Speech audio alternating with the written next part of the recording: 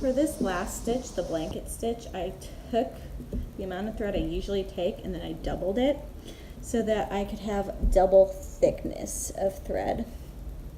So I'm going to go all the way down here to the very bottom where my threads meet, and I'm going to create my knot there.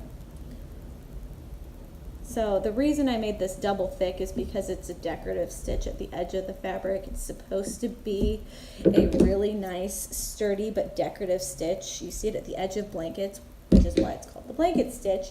And you also see it on our minions that we're going to be sewing. When you go to sew your minions, I'm going to give you really thick thread, so you do not have to double that thread. But for demonstration purposes, we are going to double this thread. So you're going to come in at the very bottom here in the corner where we have been starting a lot of our samples to sew around all 3 raw edges. You're going to hide your knot in between the 2 layers.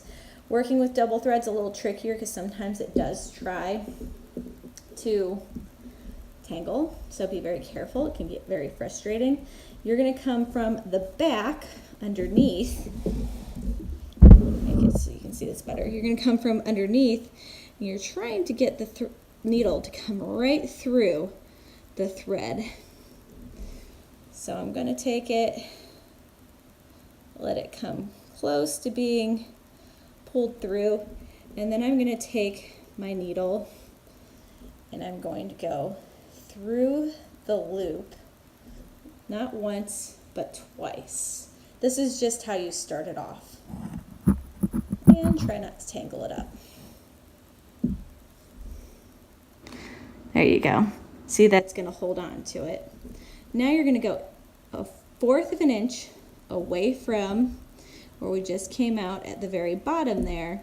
You're going to go into the fabric. You have this nice giant loop. You're going to reach through this loop to grab the needle, and you're going to pull it through this giant loop that we have. So go into the fabric next to it, go through your loop. Go into the fabric right next to where it's coming out, go through your loop. See how that catches onto the loop and it makes it look really nice. We're doing 1/4 of an inch away right now, but when you do your minions, you're going to be doing a much smaller version of this. So you just keep going in and through your loop, in both layers, through your loop, in both layers, through your loop, in both layers, through your loop. Hand sewing in general, any of these stitches we've been doing, you want to knot it every once in a while, especially if it's a finishing stitch, especially the even slip stitch or the uneven slip stitch. That way, when you're finished, you're wearing the product, you're using the product that you've just sewn. If the stitch starts to unravel, it's not going to completely unravel. So it's just to protect all of that work you've been doing hand sewing. And you can do that knot off stitch that I showed you. Either of the 2 will work. All right, so we're going to turn this corner. But before we do that, I'm going to show you what it looks like. See how nice that is? It's beautiful. So now we're going to just turn our corner. And we'll just keep going until we go through the entire thing. If you run out of thread before your tail or your string gets too short, you're going to want to knot it off. And then you're going to want to start it again with the same starting off stitch that I showed you how to do. If you have to, you might need to refer back to the video so you can see how to start the stitch out. When you do your minions, you might have to refer back to the video to see how to start the stitch out. For the minions, the 2 stitches we're going to use for the most part is the running stitch, or actually not the running stitch because that's a temporary stitch and these aren't temporary. You're going to use the saddle stitch, which is essentially the running stitch, and you're going to use the blanket stitch. And we'll do a little bit of machine sewing with the minion as well.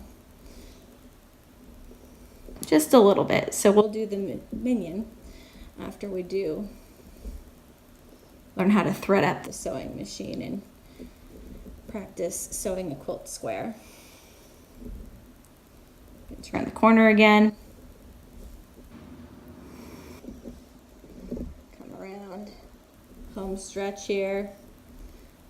I don't know if I'm going to make it with this string. I hope I do, because I barely have any left. You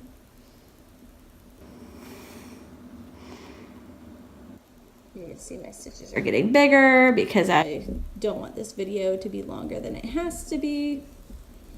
So you guys will want to make sure yours looks nice and neat. On the other hand, I'm just making a demonstration for you.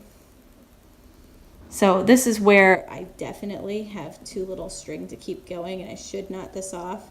You should knot it off right now if you're in this situation. I'm just going to go to the very end so I can show you what it looks like finished. See how it's a little bit too short to try to use. Don't pull a Mrs. Bland. See that? You want them to all look consistently that size. You can see I started going a little crazy with how big it got over here. Make sure yours are like that all the way around. So for this one, you're going to label this BLKS for blanket stitch. Put it in, actually, at this point, since this is the last stitch, you are going to grab your rubric, put your name on it. You're going to take all of your hand sewing samples, you're going to pin them together and turn this in to me, or Mrs. Marion, your sew.